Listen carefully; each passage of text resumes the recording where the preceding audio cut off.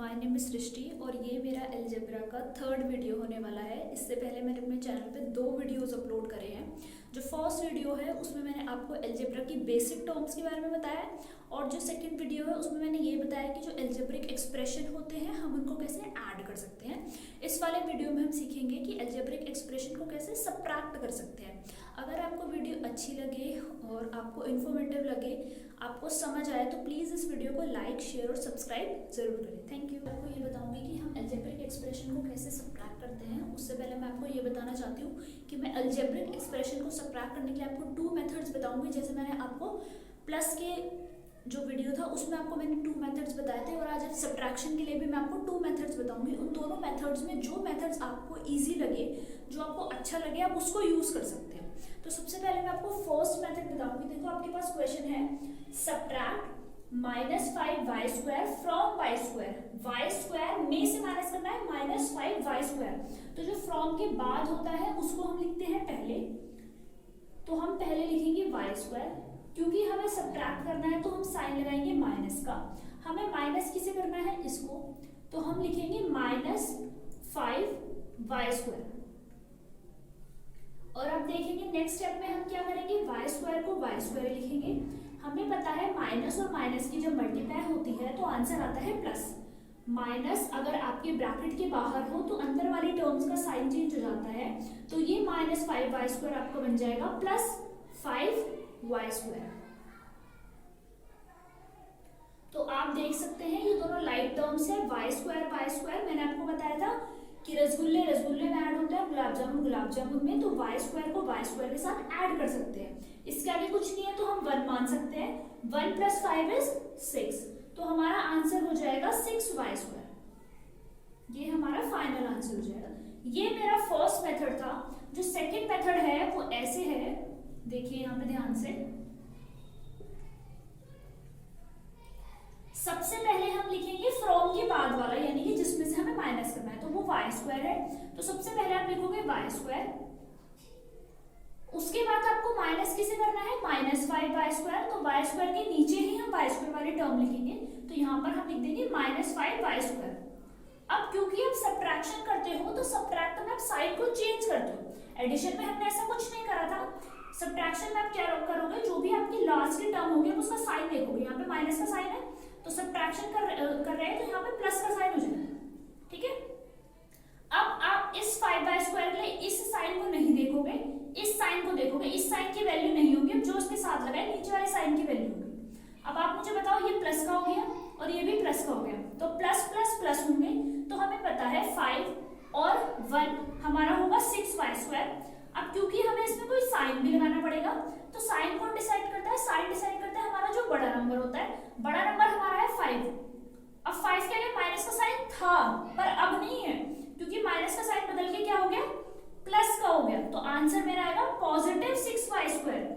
आई hope आपको ये दोनों मेथड समझ आए होंगे। आपको जो मेथड अच्छा लगे, जो आपको इजी लगे, आप उससे इस क्वेश्चन को कर सकते हैं। सेकंड क्वेश्चन है -m² + 5m n from 4m² - 3mn + 8। यानी आपको माइनस किस में से करना है, फ्रॉम के बाद वाले में से, यानी इस एक्सप्रेशन में से हमें इस एक्सप्रेशन को माइनस करना है। तो हम कैसे लिखेंगे, सबसे पहले हम इस एक्सप्रेशन को लिखेंगे। तो आप लिखेंगे 4m² - 3n + 8। क्योंकि सबट्रैक्ट कर रहे हैं तो सबट्रैक्शन का साइन लगाएंगे माइनस। उसके बाद लिखेंगे -m² + 5mn, ब्रैकेट बंद कर देंगे। अब देखो इस एक्सप्रेशन में कोई चेंज नहीं है, इसको एज इट इज लिखेंगे। तो हम लिखेंगे 4m² - 3n + 8। और मैंने आपको क्या बताया, अगर कभी भी माइनस का साइन होता है ब्रैकेट के बाहर तो अंदर जो भी टर्म्स है उनके साइन बदल जाएंगे।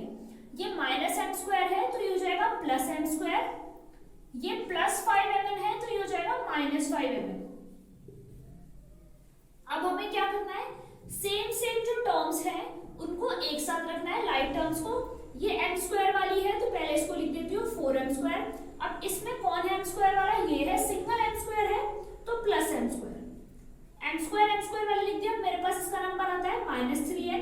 अब n वाला कोई है नहीं, n वाला कोई भी नहीं है। चलो उसके बाद +8। अब सिंगल कांस्टेंट तो कोई भी नहीं है तो सिर्फ 8 रहेगा और फिर मेरे पास बच गया -5m।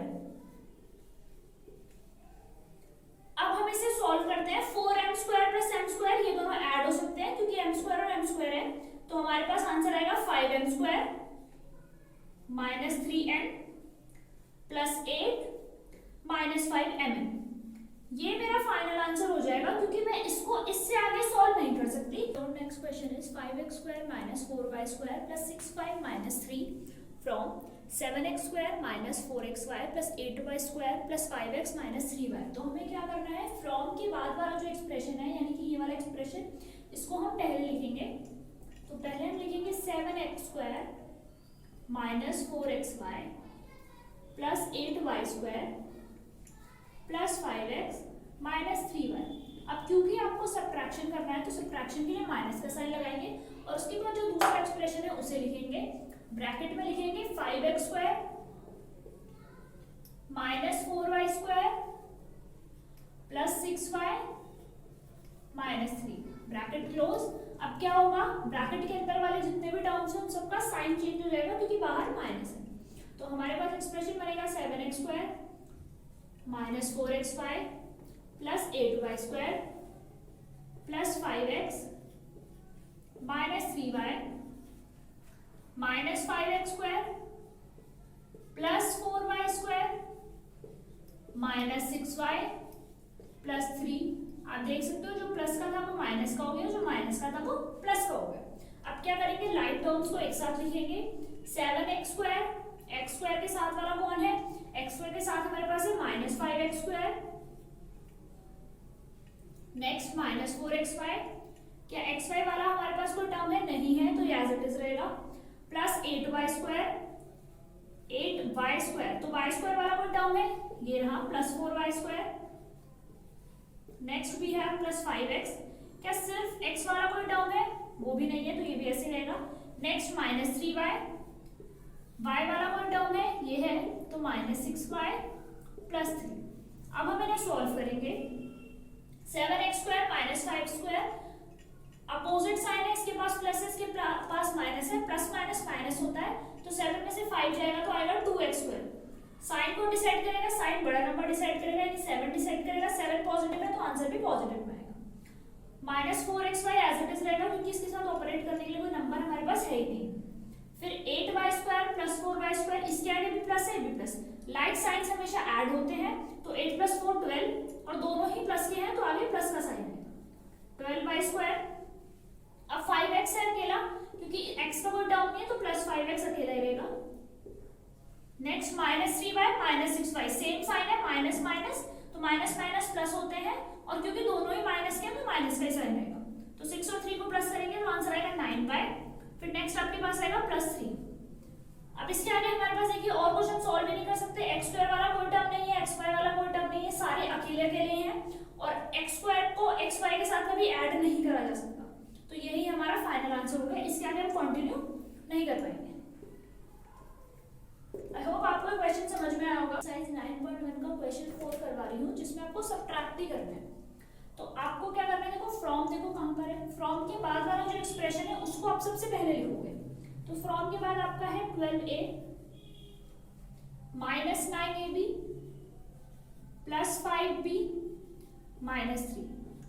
जैसे ही आपने फर्स्ट एक्सप्रेशन आपने लिख लिया, उसके बाद क्योंकि आपको सब्ट्रैक्ट करना है तो आप माइनस का साइन लगाओगे और जो फर्स्ट वाला एक्सप्रेशन है उसको ब्रैकेट में लिखोगे। फर्स्ट एक्सप्रेशन है 4a -7ab +3b +12। एक्सप्रेशन खत्म होते ही ब्रैकेट को बंद कर देना है। फर्स्ट एक्सप्रेशन को ऐसे ही लिखना है। सेकंड स्टेप में first expression as it is लिखेंगे और जो सेकंड वाला एक्सप्रेशन है उसके साइन बदल देंगे। साइन चेंज हो जाएंगे क्योंकि सब्ट्रैक्ट कर रहे हैं, जो प्लस का वो माइनस का हो जाएगा। प्लस का 4a है तो माइनस का 4a हो जाएगा। ये माइनस का 7ab है तो प्लस का 7ab हो जाएगा। ये प्लस का 3b है तो माइनस का 3b हो जाएगा। ये प्लस का 12 है तो माइनस का 12 हो जाएगा। अब थर्ड स्टेप में क्या करते हैं, लाइट टर्म्स को एक साथ लिखते हैं। a तो 12a और कोई टर्म है a वाली, हाँ जी ये है हमारे पास -4a। फिर हमारे पास नंबर आता है ab का तो हम लिखेंगे -9ab। क्या और कोई टर्म है ab वाली, ये है तो +7ab। उसके बाद हमारे पास पास नंबर आता है 5b का, तो प्लस 5b। और कोई टर्म है b की? यस, ये है -3b।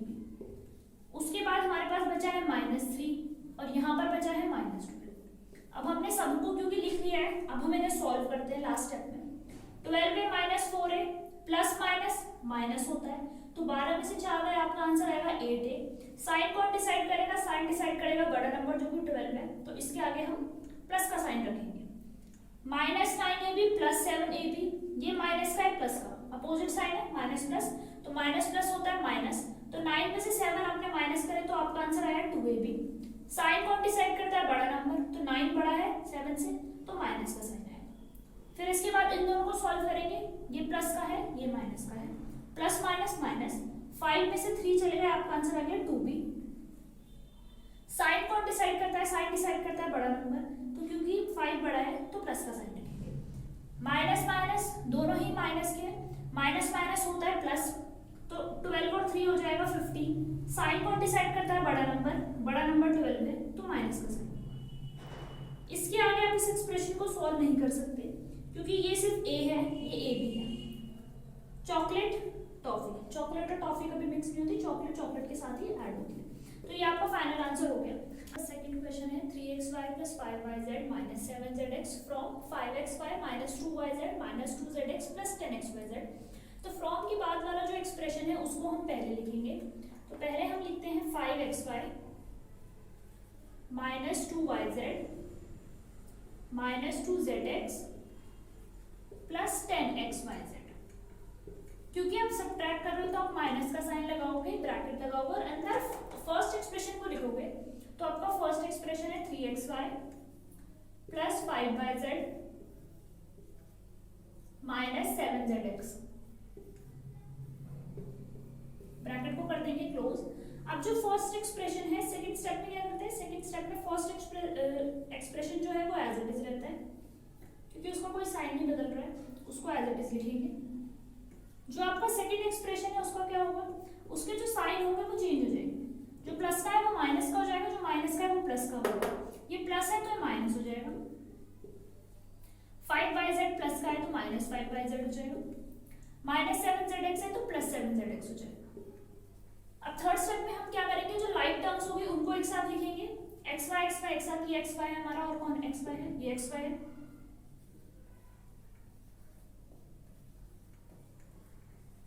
xy के बाद बारी आ रही है yz की, और आपके पास yz है, यहाँ पर आपके पास yz है -5yz। उसके बाद आपके पास है zx -2zx, और आपके पास यहाँ पर zx है +7zx। वो सब आपने लिख लिया। अब आपके पास सिर्फ ये अकेला एक्सप्रेशन बचा जो भी है 10xyz। अब इसे हम सॉल्व करेंगे।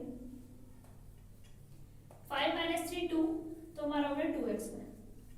-2 -5 माइनस के हैं दोनों तो प्लस होगा। साइन कौन डिसाइड करेगा? बड़ा नंबर 5 है तो -7yz। माइनस प्लस माइनस होता है, 7 में से 2 चले गए 5 आएगा। साइन कौन डिसाइड करेगा? बड़ा नंबर 7 बड़ा है तो 7 के आगे प्लस का साइन है, तो आपका आंसर आएगा 5zx। फिर आपके पास लास्ट बचा है 10yz, वो आपका एज इट इज रहेगा, सॉरी 10xyz, क्योंकि उसके साथ कुछ है नहीं, उसे हम किसी के साथ सॉल्व नहीं कर सकते। ये आपका फाइनल आंसर होगा। आई होप आपको क्वेश्चन समझ में आया होगा। So now we have question third. ये एक्सप्रेशन थोड़ा सा ज़्यादा बड़ा है तो कोशिश करेंगे इसको ध्यान से लिखिए, ठीक है। मैंने आपको जूम करके दिखा रही हूँ मैं, क्योंकि इसमें बहुत सारे टर्म है, हो सकता है कोई ना कोई टर्म आपसे मिस हो जाए। तो इस क्वेश्चन को अगर आप अपने नॉर्मल मेथड से ना करना चाहें जैसे मैं कर रही हूँ, और दूसरे कॉलम वाले मेथड से करना चाहें तो आप उससे भी कर सकते हैं, ठीक है। हमें क्या करना है? फ्रॉम के बाद वाला जो एक्सप्रेशन है उसको हम पहले लिखते हैं फर्स्ट स्टेप में। आई होप अभी तक आपको क्लियर हो गया होगा कैसे कैसे हम कर रहे हैं। 18 -3p -11q + 5pq -2pq² + 5p²q। pq² और p²q में कंफ्यूज नहीं होंगे। ये p, इस पे एक p है, इसमें 2 p है, इसमें 2 q है और इसमें एक ही q है, तो तो उसमें कंफ्यूज नहीं होंगे। फर्स्ट एक्सप्रेशन लिखने के बाद माइनस का साइन लगाएंगे और अपना पहला वाला जो एक्सप्रेशन है उसे ब्रैकेट के अंदर लिखेंगे। 4p² minus 3pq plus 5pq square minus 8p plus 7q। हर स्टेप पे अपना एक्सप्रेशन चेक कर लेंगे क्योंकि बड़े एक्सप्रेशन में बहुत ज़्यादा चांसेस होते हैं कि गलती हो जाए, ठीक है। नेक्स्ट स्टेप में क्या करेंगे, साइन बदलेंगे पहले एक्सप्रेशन का। तो 18 minus 3p minus 11q plus 5pq minus 2pq square plus 5p square Q. First expression आप लिख चुके हैं। दूसरे एक्सप्रेशन का साइन बदलेंगे, minus 4p square Q plus 3pq, तो माइनस का प्लस का हो जाएगा, जो प्लस का है माइनस का, minus 5pq square plus 8p minus 7q। ध्यान से लिखेंगे, मैं इसको नीचे लिख रही हूँ क्योंकि यहाँ पे जगह नहीं हो रही है। अगर मैं इसको यहाँ पे लिखती हूँ तो हो सकता है आपको दिखे ना, इसको आप ऊपर लिख लीजिए to avoid confusion. I hope आपको बेटर व्यू दिख रहा होगा, अच्छे से दिख रहा होगा, ठीक है। नेक्स्ट स्टेप में हम क्या करते हैं, लाइक टर्म्स हम सारी एक साथ लिखते हैं। सबसे पहले हमारे पास है 18, तो ये आपने लिखा 18। क्या और कोई नंबर है आपके पास कांस्टेंट, देखेंगे ध्यान से। सॉरी मैंने बोला था ना बड़े एक्सप्रेशन में गलती हो सकती है। 7q के बाद आपके पास -10 भी है जो मैंने नहीं लिखा है, तो यहाँ पर लिख लेंगे -10। अब -10 का साइन चेंज हो गया तो यहाँ पर हो जाएगा +10। तो 18 के बाद आपके पास 10 भी है, 18 + 10। फिर हमारे पास है p वाला एक्सप्रेशन जो कि है -3p। और कोई एक्सप्रेशन है जिसके पास p है, वो है +8p। नेक्स्ट है -11q। q वाला एक्सप्रेशन वो है q -7q है। फिर हमारे पास है pq प्लस 5pq। ऐसा एक्सप्रेशन जिसके पास pq है, ये रहा +3pq। नेक्स्ट एक्सप्रेशन है -2pq स्क्वायर। ऐसा एक्सप्रेशन जिसमें pq स्क्वायर हो, तो वो है आपके पास -5pq स्क्वायर। फिर नेक्स्ट है आपके पास +5p स्क्वायर क्यू, तो उसको लिखेंगे +5p स्क्वायर क्यू। ऐसा एक्सप्रेशन जिसमें p स्क्वायर क्यू है वो इसके साथ ही लिखा हुआ है, तो वो है -4p स्क्वायर क्यू। अब हम इन्हें सॉल्व करेंगे। सॉल्व करके क्या आएगा, 18 + 10 आपका हो जाएगा 28, यहाँ पे लिखेंगे 28। -3p + 8p, अपोजिट साइन है, माइनस प्लस माइनस होता है, 5p आएगा। साइन हमेशा बड़ा नंबर डिसाइड करता है, तो प्लस का साइन आएगा। माइनस माइनस प्लस होना है, 11 और 17 18 क्यों, दोनों नेगेटिव है, माइनस का sign. +5pq + 3pq is 8pq। -2pq square -5pq square, दोनों माइनस के, माइनस माइनस प्लस होता है, तो हो गया -7pq स्क्वायर।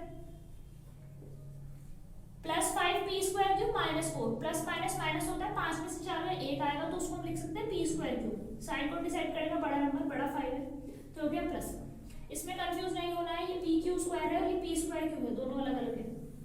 इसके आगे आप इसे सॉल्व नहीं कर सकते, ये आपका फाइनल आंसर है। आई होप आपको क्वेश्चन समझ में आया।